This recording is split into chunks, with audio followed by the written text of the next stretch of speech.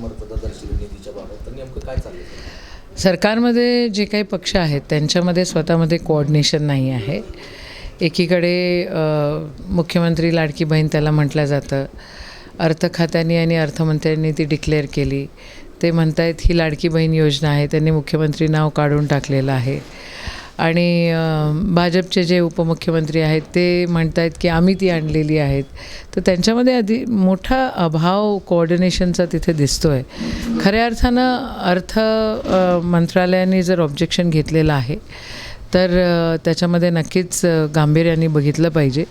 महाराष्ट्राला आर्थिक तुटीच्या याच्यात तर नेत नाही आहे ना, आणि हा चुनावी जुमला तर नाही आहे ना, हे याच्याकडे नक्कीच या अँगलने बघितलं पाहिजे. एक चांगली भूमिका महिलांबाबत आम्ही घेतली असताना स्वागत करत सुद्धा महाविकास आघाडीची लोक टीका करतात, सावत्रभावाची भूमिका बजावतात असं भाजपले म्हणतात. असं काही नाही आहे. आम्ही सभागृहामध्ये त्यांना थँक्यू म्हटलंच, पण त्यांचं इम्प्लिमेंटेशनचा जो विषय आहे, आता अर्थ खातं आम्ही तर चालवत नाही, अर्थ खातं त्यांच्यातलाच एक पार्टनर त्यांचा चालवतो आहे. आणि अर्थ खात्याने जर ऑब्जेक्शन घेतलेलं आहे तर त्याच्यामध्ये काहीतरी तर आहे ना. म्हणजे आम्हाला असंच एवढंच वाटतं आहे की चुनावी जुमला हा नसावा, हा सातत्य ह्याच्यामध्ये असावं.